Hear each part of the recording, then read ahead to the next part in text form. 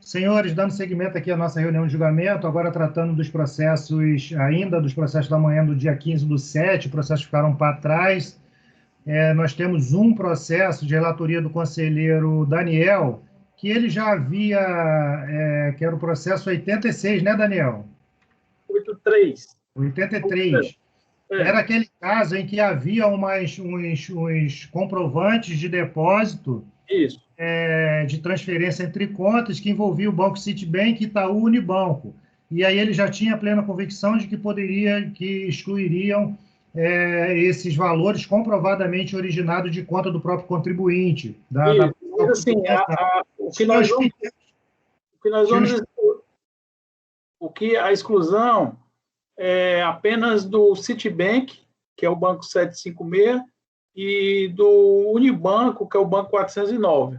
Certo? Porque vai aparecer alguma coisa ali de HSBC, alguma coisa de Bradesco, que não é a conta dele. Aí a exclusão seria do Citibank, que é a maior parte, e do Unibanco, que aí comprovadamente está no TVF lá, que realmente é a mesma conta. Eu conferi essas duas contas apenas. Unibanco... Ok, senhores. Considerações adicionais? Acho que todos lembramos dessa questão, né? Então, podemos para a votação. Conselheiro dando provimento parcial ao recurso voluntário para determinar o recálculo do tributo devido com exclusão dos valores comprovadamente originários das contas do próprio contribuinte mantidas nos bancos Citibank e Unibanco. Daniel vai ter que detalhar isso melhor, tá bom, Daniel? Claro. Então, como vota Douglas? Acompanhe, presidente. Como vota Francisco? Eu acompanho. Fernando? Acompanhe, presidente.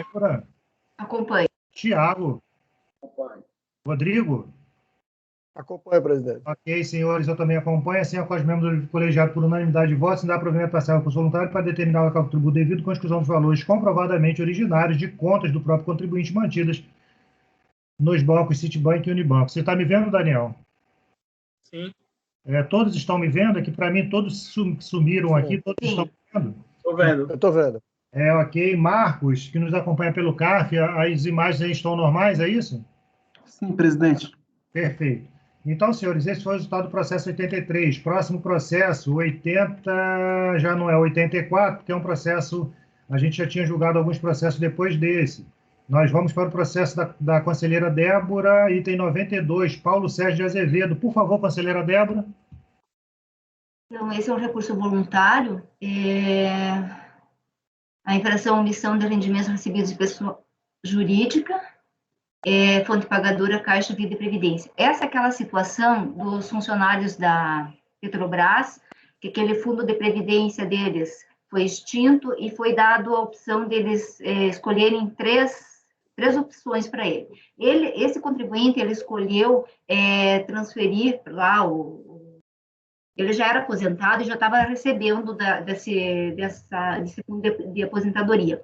Ele transferiu para a Caixa Vida e Previdência. Então, a questão toda é essa que o fisco entendeu que esse rendimento aí não seria isento e tributou, né? Lançou, daí o contribuinte apresenta a impugnação, ele fala aqui que seria uma previdência complementar isenta, ele é portador de moléstia grave, cardíaco, inclusive ele já faleceu aqui no curso do processo, o lançamento foi revisado de ofício, emitido aqui o termo circunstanciado, foi estranho, porque esse processo é antigo, daí em 2019 foi emitido um despacho decisório, porque a notificação foi automática, daí a DRJ, houve uma manifestação em relação a esse despacho decisório, que a inventariante lá apresenta uns documentos, né? Nessa manifestação, o representante do contribuinte faz menção de estar apresentando recurso voluntário contra o acordo, é um outro acordo que não tem nada a ver de um outro processo, né? Então, a DRJ entendeu que ela estava se manifestando, mas ela não é nada disso, ela está apresentando, na realidade, uma manifestação de inconformidade em relação ao despacho decisório. Nessa manifestação, o contribuinte argui aqui que no caso, o contribuinte era portador de cardiopatia grave, o direito à isenção dos proventos recebidos da Caixa Vida e Previdência. Ela cita o parágrafo 6º do artigo 39 do VIR, e condiciona que a isenção aos valores da Previdência Complementar e seu recebimento, não condiciona, né, a isenção do imposto de renda sobre os valores de previdência ao seu recebimento mensal, quando o beneficiário é portador de doença grave, muito menos veda a isenção quando as quantias vertidas do fundo particular são resgatados de maneira única. Daí ela faz algumas colocações aqui. O processo foi encaminhado para a DRJ para julgamento, a DRJ julgou improcedente. O contribuinte, aqui escolhe o contribuinte, ele interpôs o recurso voluntário, traz aqui o direito da isenção desses rendimentos recebidos, porque é só sobre esse resgate do fundo de caixa, da Caixa Econômica Federal aqui. Então, o recurso é tempestivo, a matéria em litígio recai sobre os rendimentos oferidos de resgates PGBL, que foram considerados pelo contribuinte como isentos por ser portador de moléstia grave. Cumpre destacar aqui eu transcrevo aqui os dispositivos que tratam sobre a isenção do laudo, artigo 39, artigo 6º da Instrução Normativa 1500, que fala dos rendimentos provenientes de aposentadoria. Então, eu cito a súmula 63, após análise dos documentos comprobatórios, não restam dúvidas de que o contribuinte é portador de moléstia grave, recaindo litígio na definição acerca da isenção dos resgates de contribuições do plano de previdência complementar. O tema acerca da extensão da isenção concedida aos portadores de moléstia grave especificados a hipótese de resgate de contribuições vertidas ao plano de previdência complementar foi objeto de análise por parte aqui da Coordenação Geral de Representação Judicial da Fazenda Nacional. Concluiu-se na oportunidade pela viabilidade da inclusão do tema na lista de dispensa de contestar ou recorrer, nos termos da portaria 502 de 2016, tendo em vista a constatação de pacífica jurisprudência do Superior Tribunal de Justiça no sentido da Fazenda Nacional. Daí eu reproduzo aqui que a orientação não se... aqui o que foi decidido, né, tendo em vista a consulta formulada pelo chefe de defesa aqui, da qual se extraem os seguintes excertos aqui. Trata-se, deixa eu ver aqui, que é importante aqui.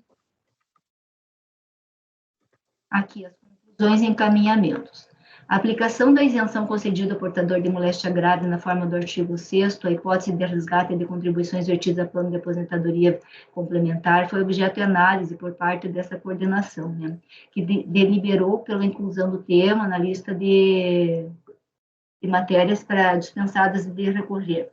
Não fora editado ato declaratório pela PGFN, de acordo com a nova sistemática aqui do artigo 19, que ele fala, né,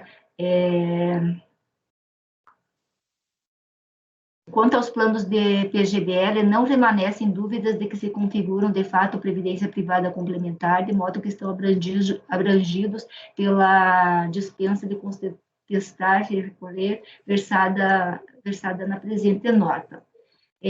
Na dicção do artigo 62, né, que extrai-se que fica aqui da questão que fica vedado aos membros afastar a aplicação da lei, e o exposto conclui-se que o STJ já pacificou o entendimento, né, no sentido de que, por força do artigo 14 e do artigo 39, 6º, do resgate e da complementação da aposentadoria por portador de moléstia grave especificada na lei está isento, a aplicação da isenção condicionada ao portador de moléstia grave, na forma do artigo 6º, não foi editado o ato declaratório, né, no caso concreto, conforme documentos acostados aos autos, seja relatado pelo contribuinte, a época dos fatos era aposentado por invalidez, com início em 4/2/2000.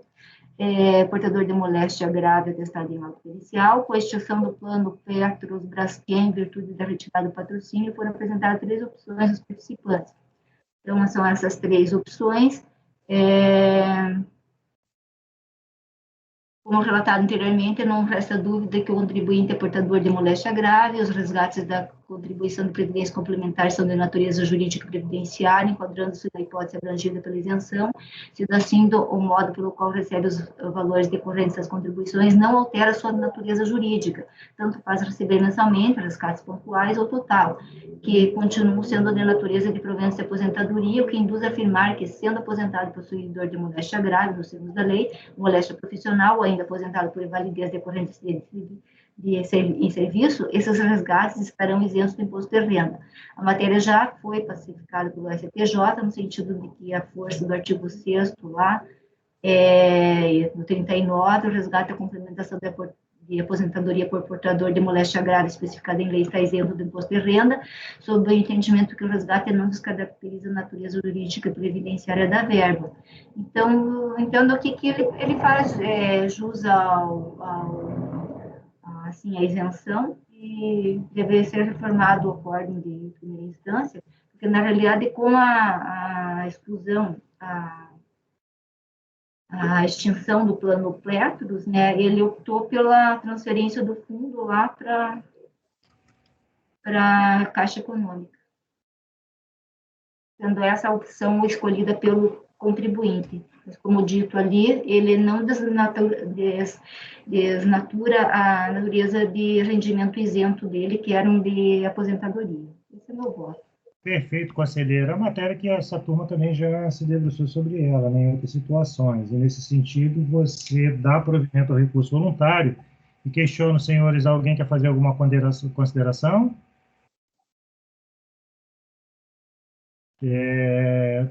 Eu estou com alguma dificuldade de ver a todos aí. Estou imaginando que todos estejam me vendo. Ou seja, tá tudo Sem dúvida. Presidente, clicando nesses 3 bolinhas aí e depois em galeria grande, comigo volta quando sai. O que acontece comigo também às vezes. É mais engraçado. Galeria grande? Que é como se fosse dar-se um refresh. Engraçado, para mim não aparece essa opção de galeria grande, Para não. mim também não tem, não. Você deve ter uma... Não, mas pode ser os que eu pontinhos dessa barra central. Tem a barra central, que tem o tempo, aí tem a câmera, microfone, tem os 3 pontinhos. Ok, senhores, não tem problema. Todo mundo me vendo sem problema nenhum. Então, senhores, conselheira relatora, dando provimento ao recurso voluntário. Se ninguém tem nenhuma consideração a fazer, a gente pode ir para o voto. Pode ser? Pode ser. Daniel, como vota? Eu acompanho, presidente. Douglas? Acompanhe, presidente. Francisco? Eu também. Fernando? Acompanhe, presidente. Thiago? Acompanhe. Rodrigo? Oi, presidente.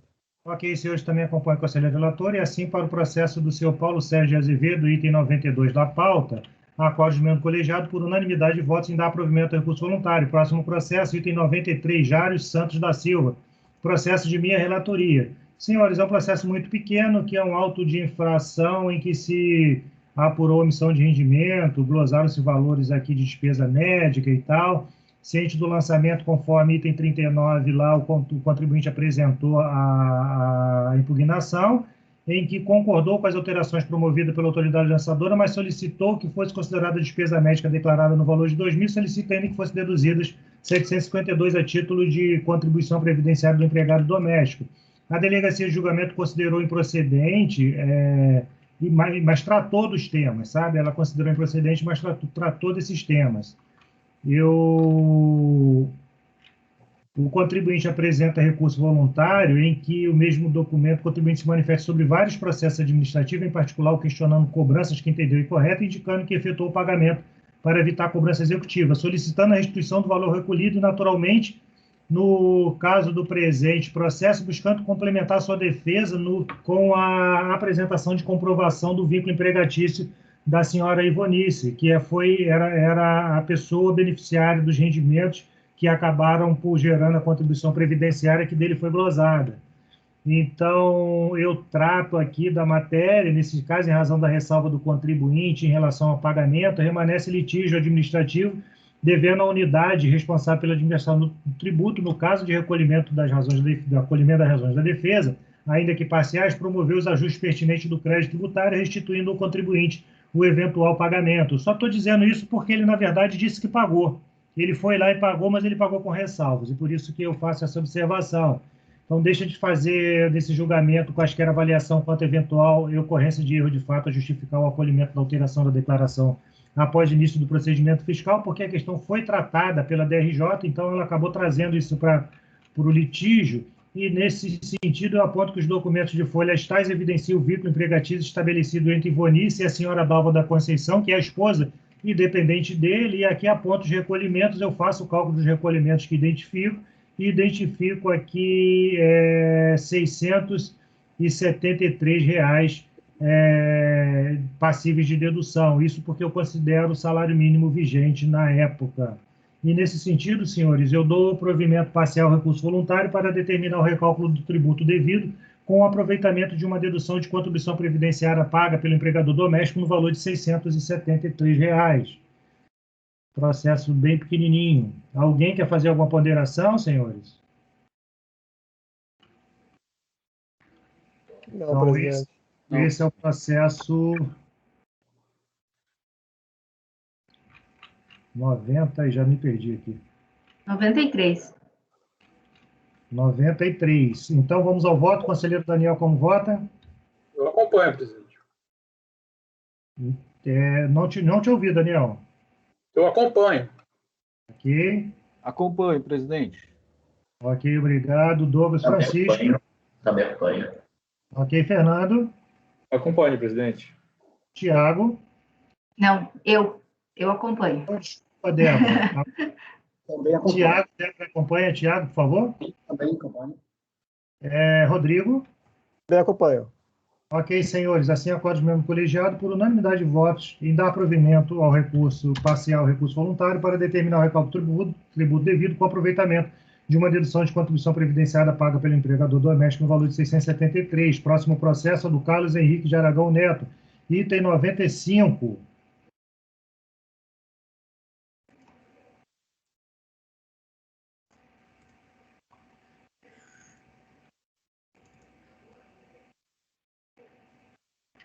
Senhores, o presente trata de recurso voluntário contra a decisão que analisou a impugnação apresentada contra a auto de infração referente à pessoa física decorrente da constatação de acréscimo patrimonial descoberto.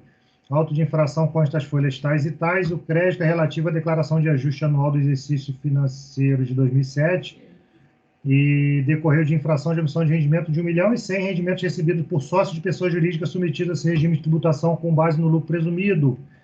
Esse é o caso que eu tinha comentado com os senhores, que eu comentei assim, tem um caso assim que nós julgamos, não é, estava na minha cabeça porque eu já tinha tratado, tá bom? A infração de omissão de rendimentos é um somatório de 2 rendimentos, né?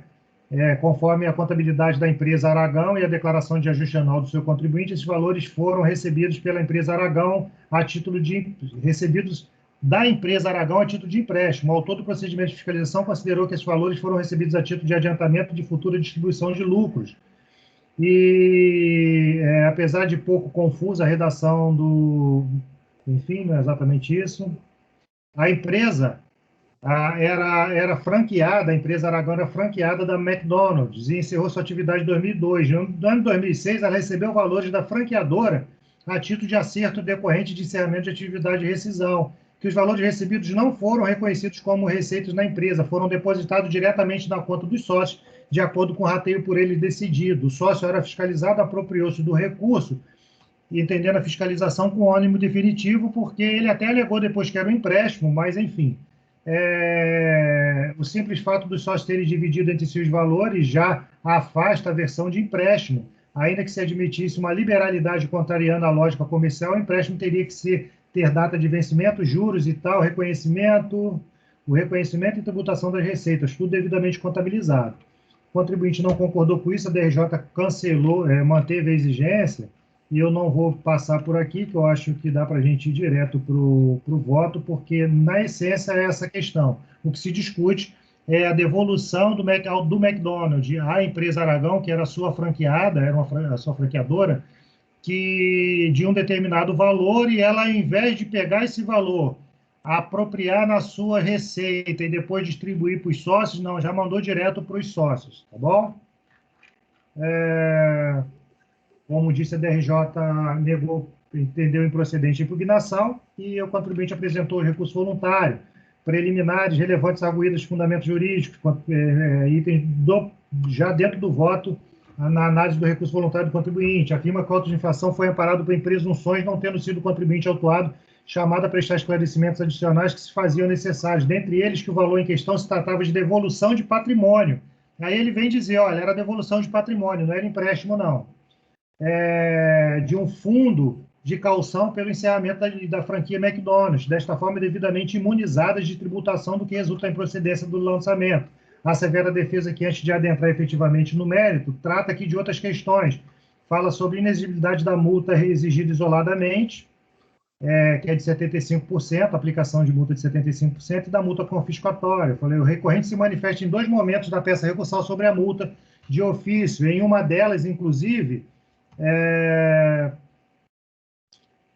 tratando-a como multa exigida isoladamente. Afirma a defesa que a autoridade lançadora aplicou 2 multas sobre imposto que a rigor não é devido e o que grava o contribuinte de forma ilegal, impondo-lhe uma absurda multa de 75% sobre uma base eleita, sem qualquer base de justificativa. E aí fala também sobre efeito confiscatório de uma imposição, eu trato, né? Depois disso eu aponto que esse efeito, a questão do efeito confiscatório, é uma imposição, uma diretriz que se dirige ao legislador, que a multa de ofício em questão está devidamente prevista em lei, e assim eu nego o provimento a recurso voluntário nesse tema por absoluta falta de amparo legal. Por fim, quanto à compatibilidade da previsão que estabelece a penalidade em tela à Constituição Federal, eu deixo de avaliar por conta da súmula 02. Com relação aos juros de mora, eu puxo aqui a súmula 108 para dizer que incide sim juros de mora e, portanto, nada a prover.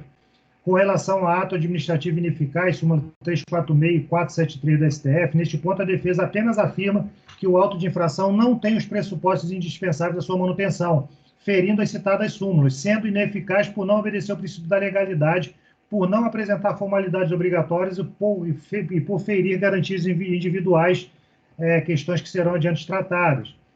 Trata ainda do ato administrativo, a defesa falando que, em princípio da legalidade, diz que a defesa trata conceitualmente características indispensáveis de um ato administrativo fiscal, mas não aponta objetivamente qual fato macula o lançamento.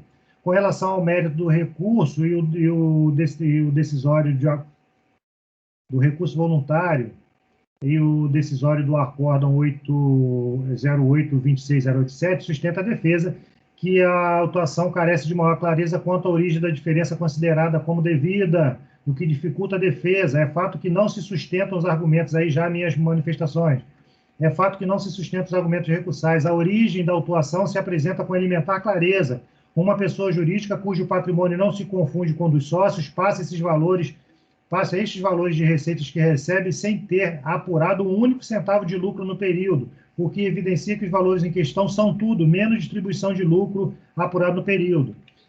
Daí, a defesa inicialmente alega que foram empréstimos, mas resta evidente que não há qualquer intenção de, em algum momento, recompor o patrimônio da cidade da pessoa jurídica.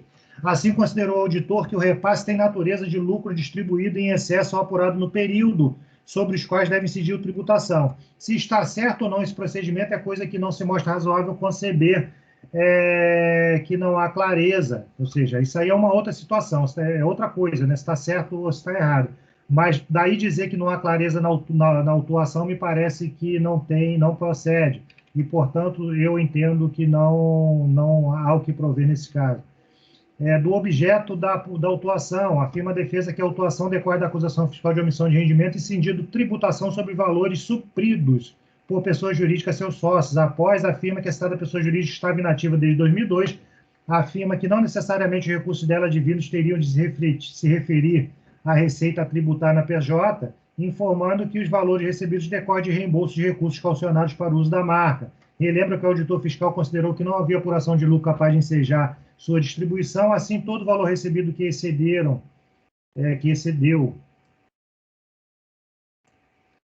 ao valor escriturado deveria ser tributado. Ocorre que se erguem obstáculos de ordem legal intransponíveis à autuação fiscal, ainda questiona o contribuinte, que torna o auto de infração nulo de pleno direito. Neste tema, o relator deixa de tecer considerações por não há pleito específico. Ele vem, fala e para aí, e aí, de certo, aparecerão no curso da análise do recurso voluntário. esse recurso é enorme, mas o contribuinte fala, diz que trata de um monte de coisa, trata de depósito sem origem não comprovada, volta para patrimônio descoberto, e a gente vai tendo dificuldade de tratar. Sustenta a defesa que não há clareza no lançamento, que se valeu de indício, amostragem, apurando irregularidades em tese, denotando a nulidade do lançamento. Então, sustenta que o lançamento não faz prova real da omissão de receita, questiona onde estaria a variação patrimonial, afirma a existência de incorreção no acordo, questiona como poderia ser considerado com antecipação de lucro no período, não questiona como poderia ser considerado como antecipação de lucro no período, enquadrada em hipótese de isenção, ou seja, é porque, na verdade, como o pagamento se deu, a transmissão do valor se deu no meio do período, o fiscal falou que naquele momento do meio período foi antecipação de lucro do período, mas no final do período não teve lucro. E aí o fiscal diz que foi excesso, aí ele fala, ó, como foi aqui, nesse momento era antecipação, mas no final do período, como não tem lucro, ele considera que é distribuição em excesso. Então, senhores, sintetizada as razões da defesa, não faz o menor sentido usar pelos recursais, o motivo que levou à lavratura do auto de infração está, como dito, muito claro, tendo a defesa amplo conhecimento deste, tanto que a todo momento a peça recursal repete o que levou à imputação fiscal. O lançamento não considerou amostragens ou indícios, ou tratou de irregularidades em tese, apontou objetivamente a base de cálculo do tributo lançado, não houve lançamento baseado em acréscimo patrimonial, tampouco incidente sobre depósito bancário de origem não identificada, não se trata de lançamento baseado em presunção. O que resta à defesa é apontar elementos que apontam desconstituir a conclusão fiscal e de que a natureza do numerário em questão é de rendimentos isentos. Ocorre que já estamos na 25ª página da peça recursal e a própria defesa ainda não apresentou com clareza e objetividade seus argumentos. Da impossibilidade de caracterização do aumento patrimonial à descoberta, enfim, eu não vou nem cansar os senhores com isso aqui, porque o contribuinte, na verdade, acho que não entendeu nem o que estava sendo, e ainda, e eu ponho até aqui, o recorrente afirma que em uma extensa e prolixa descrição, que a autoridade fiscal não consegue demonstrar que o recurso movimentado é produto de evasão da tributação. Diz ainda que o acordo é super confuso. Sustenta que a pessoa jurídica, mesmo inativa, pode receber valores de natureza diversa. Enfim, a defesa se prende quase que exclusivamente a repetições de afirmações anteriores que nada se relacionam com o que se tem nos autos e ainda, de forma absolutamente surpreendente, afirma que é prolixa a acusação fiscal e é confusa a decisão recorrida. Nesse sentido, nada a prover. Ilegalidade da autuação em razão do disposto no 807 do Rio, da inobservância do artigo 42. Afirma a defesa que a autoridade lançadora não trouxe em seu relatório dado de extrema relevância que seria apontar onde está materializada a variação patrimonial. Por questão meramente didática, eu digo até aqui o que é evolução patrimonial, o que é depósito bancário de origem não comprovada. Assim, pela última vez, não estamos diante de um lançamento lastreado em qualquer uma dessas presunções, tendo em vista a evidente impropriedade dos argumentos recursais que se vale de quase que exclusivamente alegações que não se amodam ao caso concreto, evidenciando caminhar por caminhos é ótimo, mas eu vou corrigir isso aqui, por ela desconhecidos, e considerando que este relator não está obrigado a rebater ponto a ponto as alegações recursais, é relevante destacar o que se segue. Aí eu faço aqui alguma consideração. Declarou ter aumentado seu patrimônio de 453 para 1.400.000. O dossiê evidencia que a variação patrimonial dela, entendo que ela foi justificada com dívidas bancárias informadas em IPF. E após intimação para apresentar informações, é o que a gente tudo já viu, novamente intimado a apresentar esclarecimentos adicionais, já que o registro contábil não se compatibilizava com os valores recebidos, tendo sido apresentada a explicação de folha 47, em que apenas afirma que a negociação de encerramento das atividades como foram criadas com essas operações ocorreu o recebimento de parte. Todavia, a operação está detalhadamente relatada na descrição dos fatos, tendo a fiscalização apontado que os valores recebidos da empresa foram apropriados pelos seus sócios em comum acordo, revelando a operação que se afasta da essência de empréstimo. E é isso, senhores. A partir daí, o agente fiscal considerou que o numerário em adiantamento do lucro por conta do período de apuração não encerrado e, em seguida, em razão do encerramento do período com apuração de lucro do A0, entendeu que eram os rendimentos tributáveis decorrentes de lucros não realizados. Eu trato aqui sobre o tema ao tratar das obrigações da pessoa jurídica, portanto, pela tributação no lucro presumido. Eu ainda ponho aqui o artigo 20 da Lei 8.541, que trata do valor que for distribuído acima do lucro presumido, arbitrado ele é tributável. Portanto, inequívoco que o lançamento está devidamente alicerçado na legislação de regência, sendo absolutamente pertinente a constatação da autoridade lançadora de que, na essência, o recebimento de valores em questão nada tem a ver com o empréstimo, já que não há indicação de que os valores em questão poderiam, em um dia, retornar ao patrimônio. Assim, identificada a clareza e materialidade tributária, tendo sido apontada a legislação correlata, não há retoques a serem feitos e, nesse sentido, eu nego o provimento ao recurso voluntário. Senhores, considerações?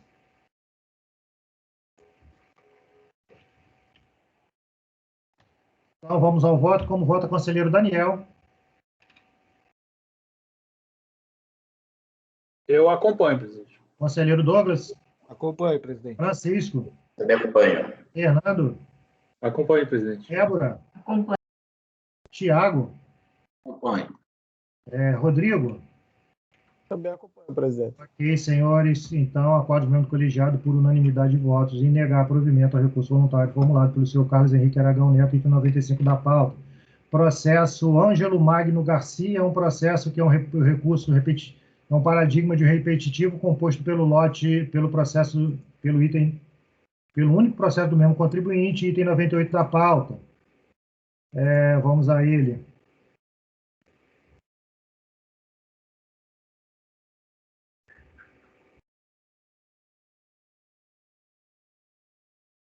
Tem mais processo? Só tem mais um. Ah, bravo. Esse, não. Processo que é o 97. Ângelo Magno Garcia. Senhores, basicamente, nesse caso, é uma pensão alimentícia incidente sobre o valor do 13º, é isso que está sendo discutido, em que o contribuinte ele deduziu o valor da despesa com pensão alimentícia, do gasto, e aí foi tudo glosado, ele apresentou os comprovantes, em sede de revisão de declaração, a Receita entendeu que estava tudo ok, menos o do 13º, tá bom? E aí manteve a incidência, manteve a glosa do valor pago de pensão alimentícia que incidiu sobre o 13º salário, porque é um rendimento que não faz parte do ajuste. Então, eu acredito que a gente pode ir para o voto. A análise da peça recursal evidencia que o contribuinte não pode ser entendido, pode não ter entendido adequadamente o desenrolar da celeuma, porque ele vem trazendo de tudo novamente a discussão. Que a defesa reitera integralmente os termos da impugnação, objetivando demonstrar a regularidade da dedução a título de pensão alimentícia informada em sua declaração. Mas tal regularidade já foi quase que integralmente reconhecida em sede de revisão de ofício, remanescente no litígio apenas em relação à glosa do valor pago a título de pensão alimentícia que incidiu sobre o 13º salário. Valor este que, inclusive, consta segregado no comprovante de rendimentos apresentados pelo sujeito passivo, exatamente por não ser valor passível de ser elevado ao ajuste anual, por se refere a rendimento tributário exclusivamente na fonte. E, nesse sentido, senhores, como a dedução ainda pendente de acolhimento é exatamente a relativa ao 13º, e, como já dito, não integra o ajuste anual, não há de se falar em deduzir da base de cálculo anual um gasto incidente sobre o rendimento que não integra esta mesma base. Nesse sentido, não há ajuste a ser feito na decisão recorrida, devendo-se manter o lançamento nos exatos termos da revisão de ofício efetuada pela autoridade administrativa, que, como já dito, contempla quase que o intento integral da defesa. Considerações, senhores? Não, presidente.